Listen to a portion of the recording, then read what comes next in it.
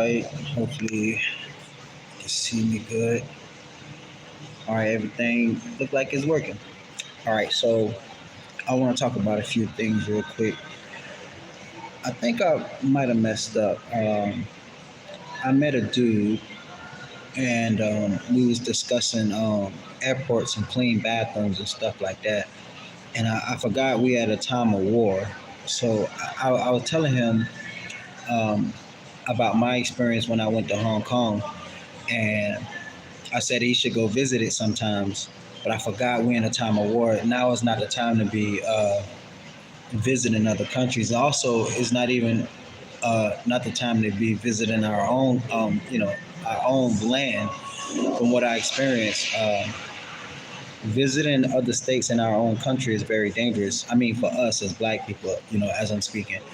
But I say that to say this. I was telling him that I was just thinking about. If I had to rate all the airport experience that I've been to, I would say so far, uh, my new number one, and I'm having a tough time giving New Orleans number one, being that I haven't been here that long, but I would have to give it up to New Orleans because it's been the most welcoming and most chill airport that I've been in so far, thus far, less hostile. You know what I'm saying? And it's like if it was a reason for them to get hostile, they didn't show it, showing great restraint. You know what I'm saying? So I would have to give it to New Orleans, and they're very welcoming. I mean, told me I could stay, everything. You feel me? Same thing what Hong Kong did. But one thing about Hong Kong, what I thought was really strange when I first got there. Now let me just say this: Hong Kong felt like home. I ain't gonna lie, like. I mean, I never felt like my life was in danger. Nothing, never. I just felt like I was home. Seriously, like it felt like home. Honestly, no bullshit. I mean, it was the greatest experience I ever had in my life. Like, G shit, I ain't even playing. Uh, but of course, it got bad. But before it got bad, when things was all good, it definitely felt like home. And they were welcoming. And they told me too, hey man, I could stay. I said they was like, you could stay. I was like, I could stay here. They was like, yeah. Which brings me to my next point real quick. They allowed me to stay in the airport there, right? Until I got to know the city, so I won't have to pay to take the test. That's what they told me. So I agreed to stay in the airport. But I was supposed to stay in the airport only for like 7 days. But the 7 days end up turning into 3 months easily. That's how much I fell in love with the place. It just blew my mind, everything about it. But fast forward, now I think that I like what our country is doing in the United States but I don't know if I should say certain things, so it's just making me hesitate. But what I'm gonna say is, I think that maybe our airports in the United States, they should uh, try to seek income from the government for housing homeless people because of the crisis that we having with all the thousands of millions of people coming into the country, and get like a big lump sum. You know what I'm saying? Like a nice check, a couple $1 million to help house homeless people at the airports. Because if you think about it, the airports that are already big, they sturdy, man. They already set. They can help take care of homeless people. You see what I'm saying? All they need is the funds. So I think they should petition the US government and see how much money they can be approved for to send to the airports. And then the airports can allow like the homeless people to come take a shower, you know what I'm saying, feed them, house them a little bit, just to take some of the pressure off the government having to, being flooded with all these millions of people. So I love that about our country. It shows that we're not going down without a fight, and we're still helping. You see what I'm saying? So here in the U.S. what I found out, there's a lot of it's because so many homeless people foreign people are being let into the country for whatever reasons. You can blame Biden, you can blame whoever you want to blame, but the fact that they're here and our country still allowing them to come in, it says a lot about our country. Because as a Black man traveling, I had a hard time even, trying to get a job or something. You know what I'm saying? Let alone get welcome into another country. You see what I'm saying? So our country, it says that we are a good country, probably better than I don't know any other country in the world to just allow a whole bunch of immigrants in and let them stay, give them jobs, all that shit. You ain't gonna get that shit in China. Excuse my language. You ain't gonna get that in China or nowhere else. You feel me? But and I'm not saying this ain't no disrespectful video or any beef or anything like that. I'm just saying I like what our country is doing in terms of helping, and with all this stuff they got going on, right? Wars, all this hold on.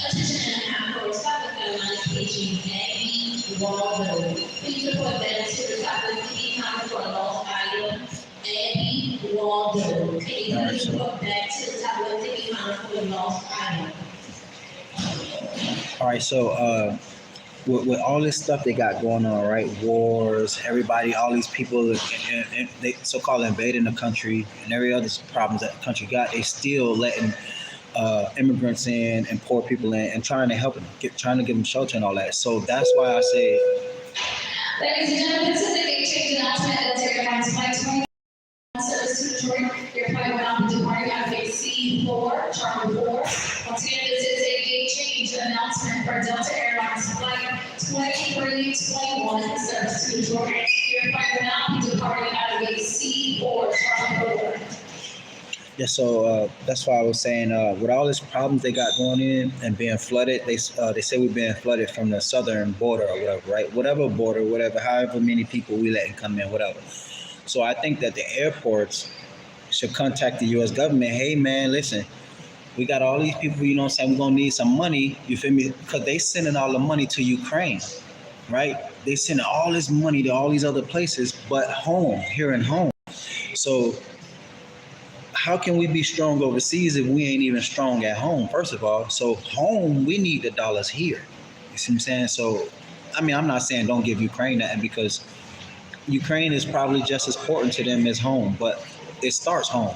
So I think that the airports should reach out to the U.S. government and see how much money they can be approved for to house homeless people at a time like this, which is very, very good idea. Airports are big as fuck. They're really big. They have a lot of room. Some airports got showers.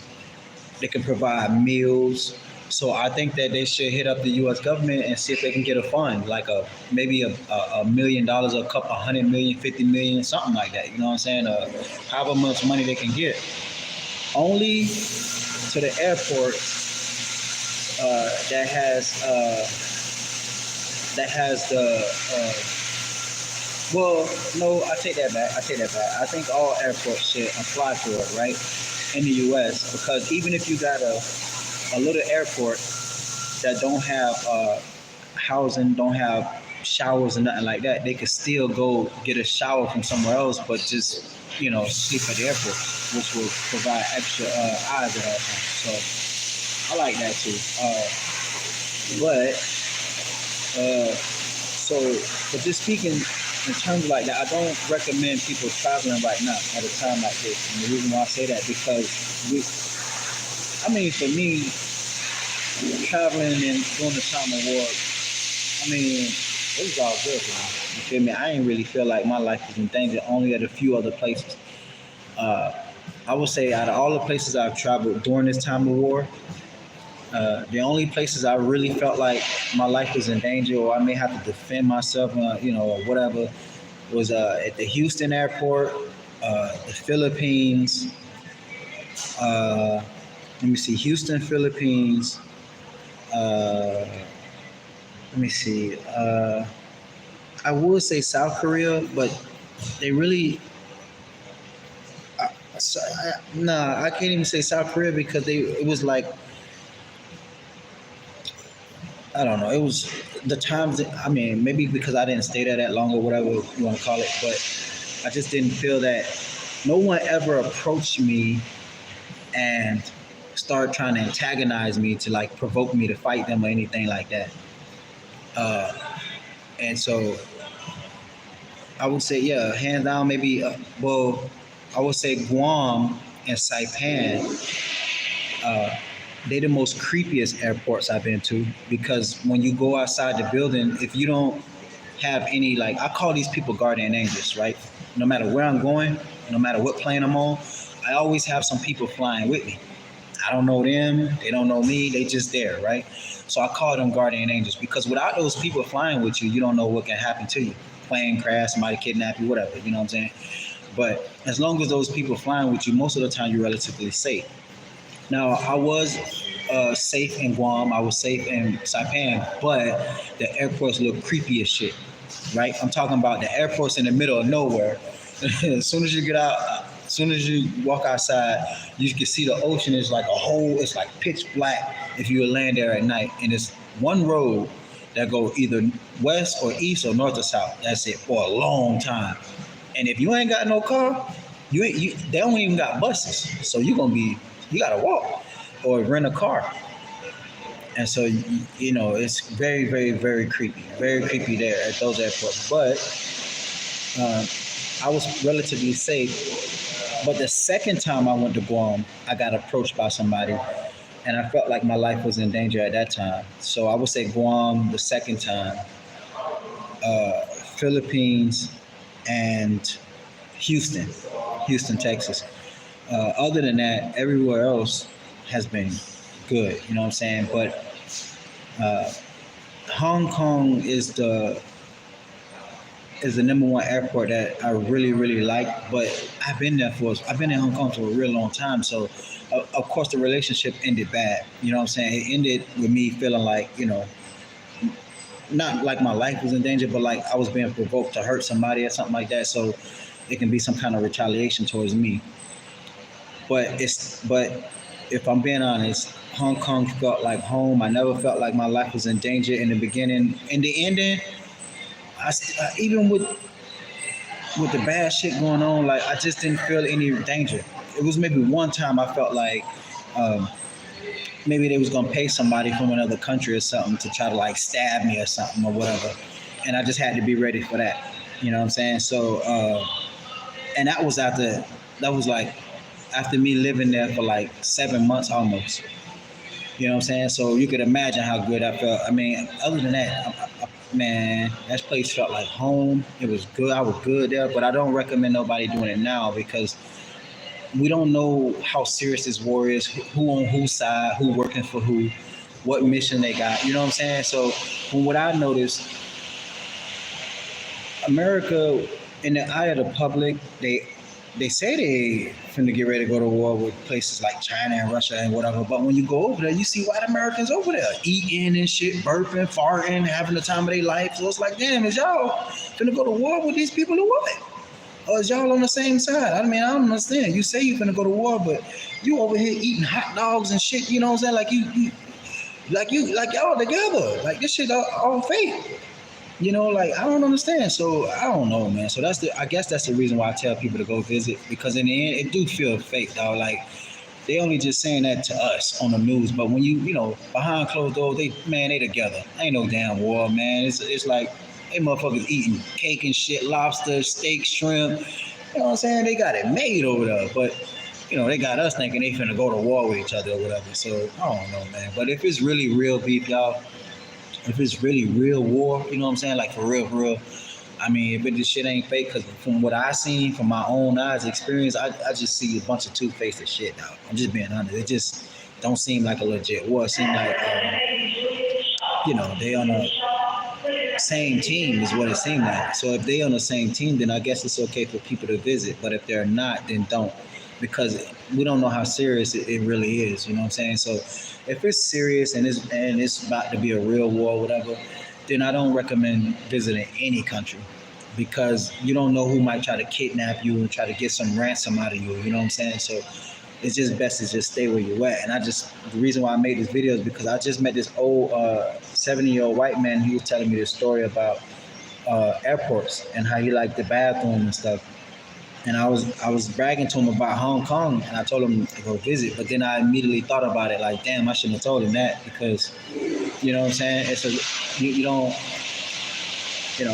it's a time of war, you don't really know, who's who or how serious this war might get, or whatever. But I was just speaking from my knowledge traveling during this time of war. So I was traveling during World War III, which we are already in right now. And so my experience was pretty smooth sailing through the airports. I mean, New Orleans would be my new number one, but I don't want to brag, you know what I'm saying? Because they the only airports besides Hong Kong that welcome me in from day one. They told me it don't matter, I can stay as long as I need, for me to get back on my feet to make it back home. The only thing I needed is basically to provide my own meals. So as long as I got the income to provide my own meals and stuff, I'm good. I can stay here as many nights, as many days if I want. You know what I'm saying? Of course, ain't no way you're just gonna be peachy like that. You know what I'm saying? But I'm saying thus far, my experience has been great. You know what I'm saying? But I would still say Hong Kong would be number one in terms of overall because the place felt like home, dog. I mean, I just can't. You know, it was the most beautiful. Not even the most beautiful airport, but it's a big airport, and I literally ate out of almost every restaurant there in the airport. That's how cheap the place was. I'm serious, like, man, Hong Kong.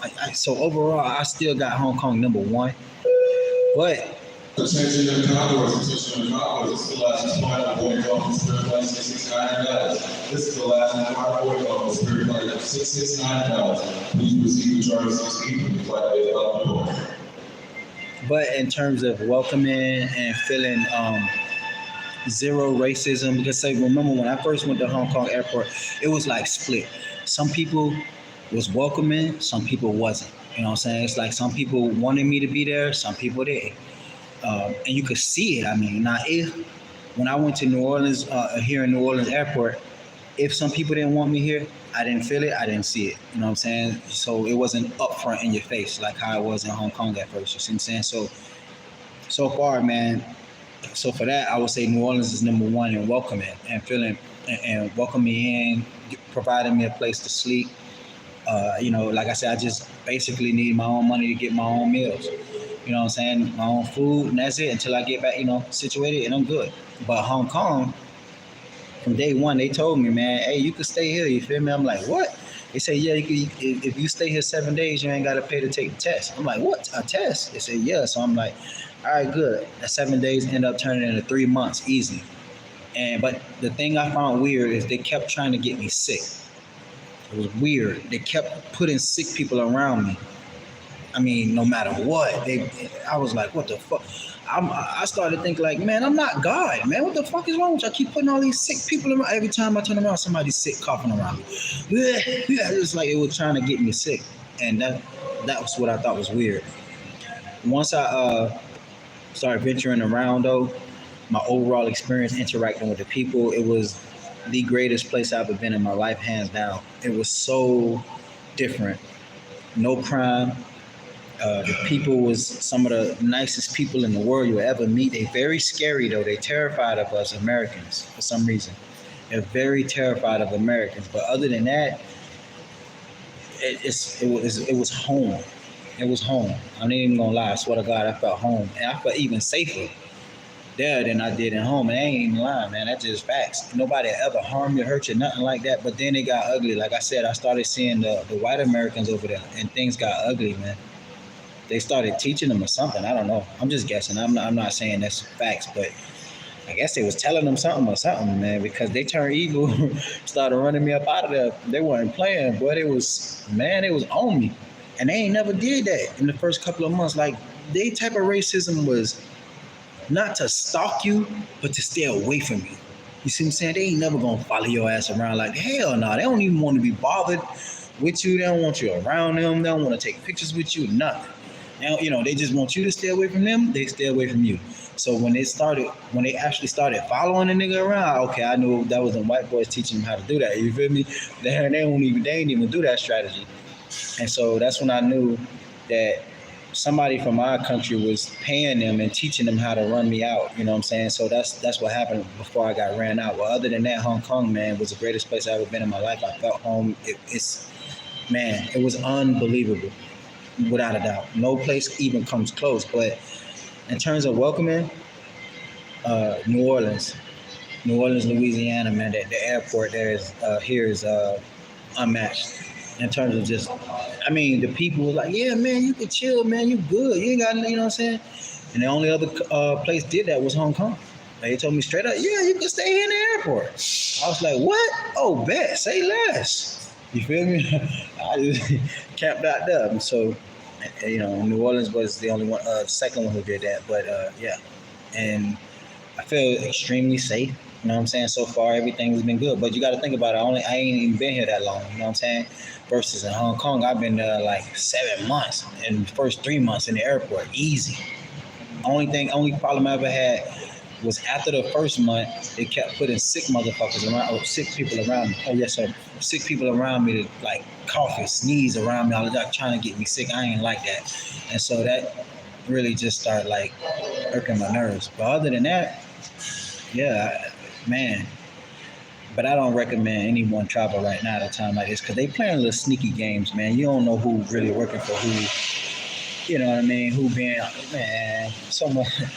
You know what I'm saying? Like these people are snakes. They act like they beefing with one country, but all the while they buddy with that country, you know, and the beef is only directed towards one race of people, you know what I'm saying? So they got us thinking they finna go to war with these people, but all the while they eating breakfast, lobster, steak, and, you know, shrimps and shit with these people, burping and partying and celebrating and cheering and taking pictures, you know, but then get on TV talking about, oh, they finna have war with these people. Man, motherfucker, I just seen you in the country. Y'all was just having birthday cakes and shit together, but y'all got us thinking, you know what I'm saying? Like y'all gonna hard down and kill each other, man. And, you know, but so that's it. But you know, that's all I really want to talk about. But so yeah, that's it. Basically, I'm gonna just touch up on that. And so to be clear, I do not recommend anyone traveling to any country at all whatsoever right now. Don't do it because it's a lot of sneaky snake games going on. A lot of sneaky games going on, and it seemed like the beef is fake for the higher powers, but real towards the civilians and smaller organization of people. So for us, if we go somewhere, whatever, we can get kidnapped or whatever. Yeah, the beef can be real, but for higher people, higher power people, it's all fun and games because they go to each other countries all the time, eat lobster, steak, you know, birthday cakes, all this shit, and they be good. Nothing ever happened to them. You know what I'm saying? And you can see them in, you know, each other's country, just maxing and relaxing. But if you on the lower tier level, you getting kidnapped, you coming up missing. Like hell, it's 2 Navy SEAL soldiers. They just did a report that got kidnapped.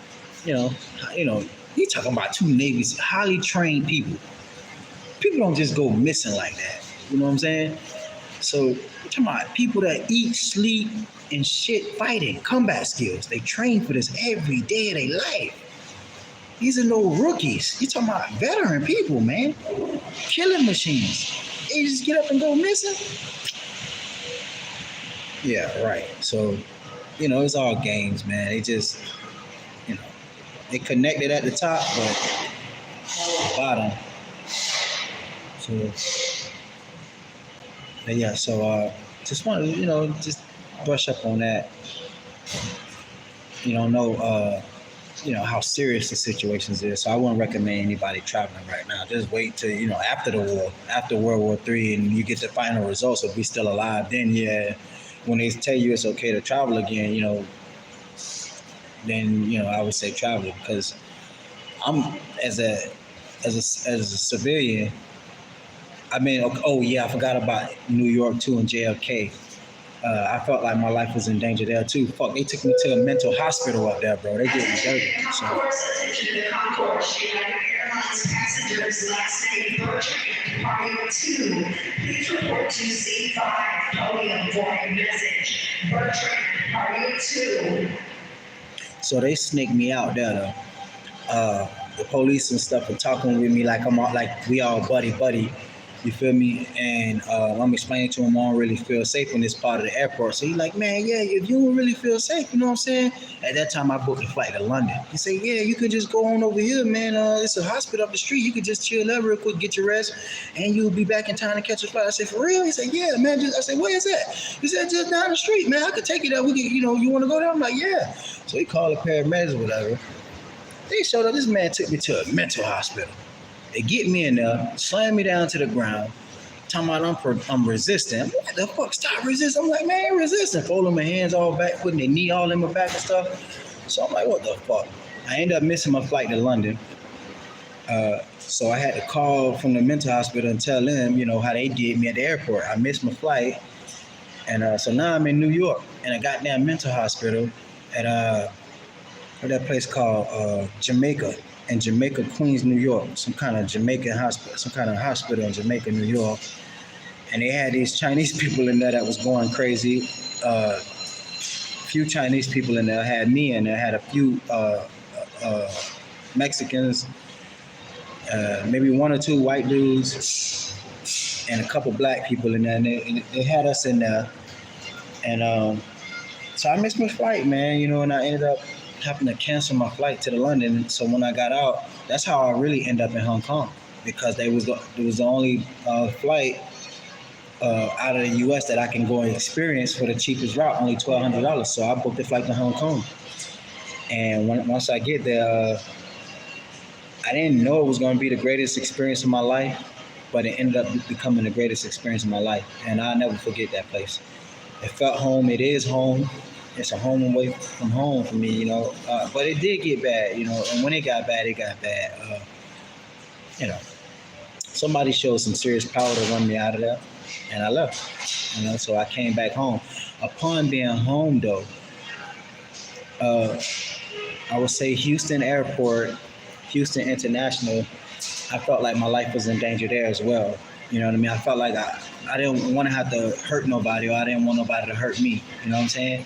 So that's the feeling I had with that airport there. It was good at first, but then you start getting into the creepy vibes. But New Orleans, Louisiana, straight up home. Okay. Straight up felt home so far, and there's nothing.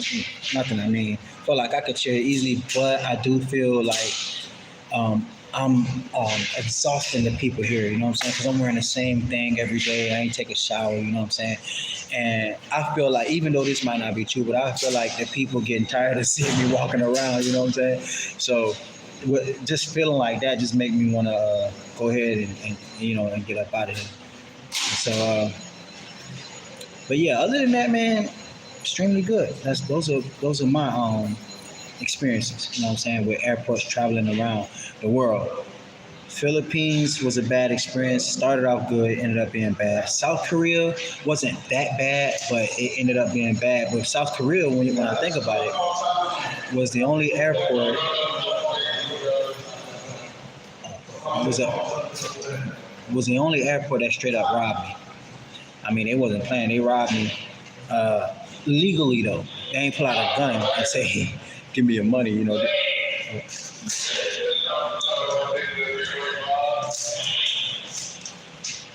They legally straight up robbed me. They weren't playing. They made me miss my flight to California and then tried to make me book a whole new one. I'm like, what the hell? And it took my whole check. I mean, my whole check, all of it, every single last bit. So yeah, I would say South Korea as well, but danger-wise, no. But they robbed me there legally. Philippines, I felt it a little bit. Felt like it would have got really ugly. Guam, the second time in Guam, it would have got bad. Saipan, no, because I didn't stay there that long. I only stayed there one day, maybe 2 days, I think. 2-3 days. And so, yeah, that's it. This is my experience from around the world. Those are my thoughts, my views. And I'll stay safe. I'll catch y'all in the next video. Peace out. Oh, I might do a number 2 to this. Because